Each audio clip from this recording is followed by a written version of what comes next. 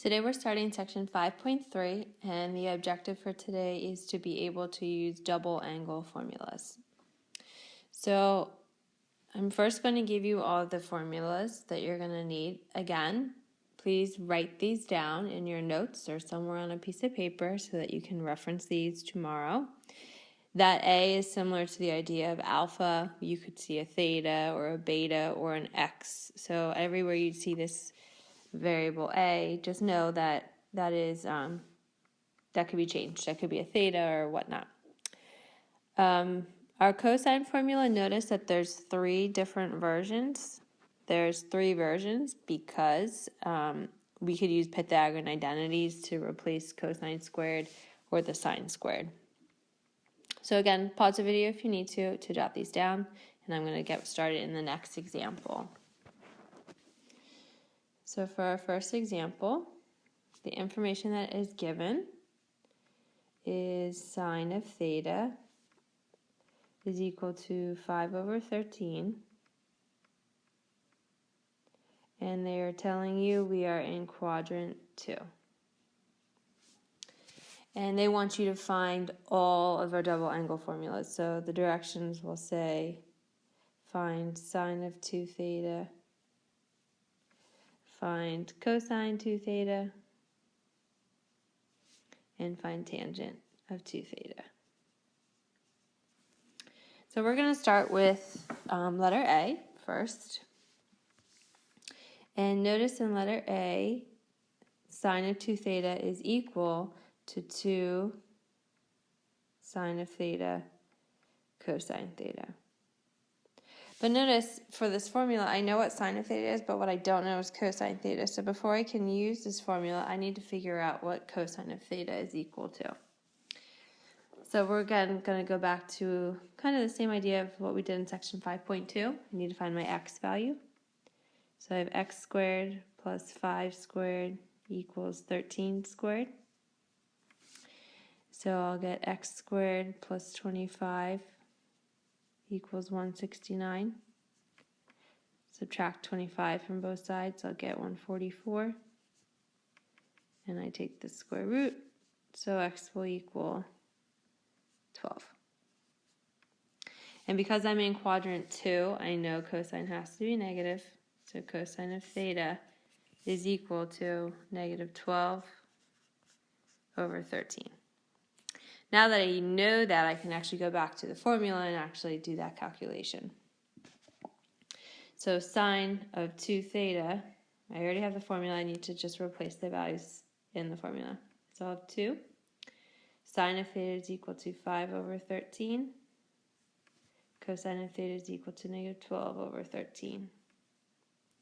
And this is like a 2 over 1, and now you're just multiplying all your tops together, all your bottoms together.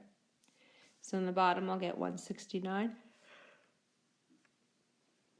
In the numerator, 2 times 5 is 10, and then I'm doing 10 times a negative 12, so I'll get negative 120. So this is our final answer for A.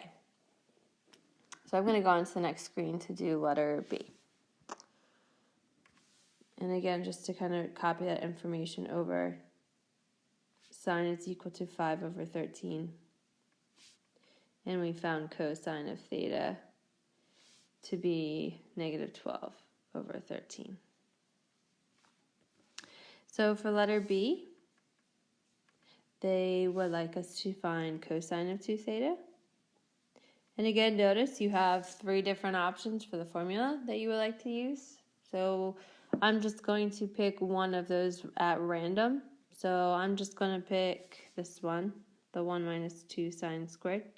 Please feel free to try one of the other formulas and you'll see that you'll still get the same answer.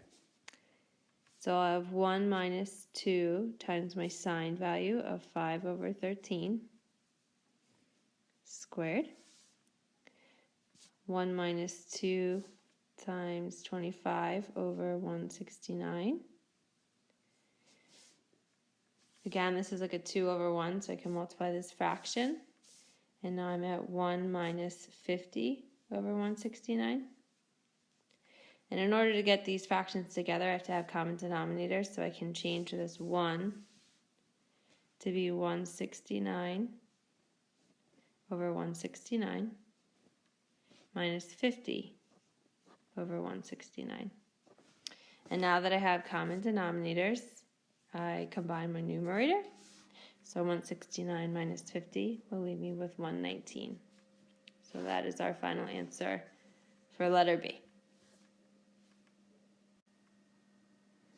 So for our final example, letter C, they want us to find tangent of 2 theta. And again, remember that the information given is that sine of theta is 5 over 13. And we found cosine of theta to be negative 12 over 13. So for tangent, the formula is 2 tangent of theta all over 1 minus tangent squared of theta. So you're going to notice right here that I have not calculated tangent at all. So in order to use this formula, I need to figure out what tangent is. And this can be a quick calculation because I know this is y over r, and I know this one over here is x over r. So I can determine that tangent of theta is y over x, which would be 5 over a negative 12. So we can easily calculate that. So now I'm going to use this in the formula. So I have 2 times the negative 5 over 12. And again, the negative can just go in like neutral territory. You don't have to say it's necessarily one or the other.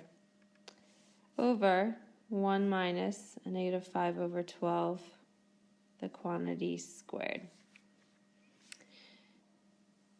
So in the numerator, we're going to have to work on getting common denominators.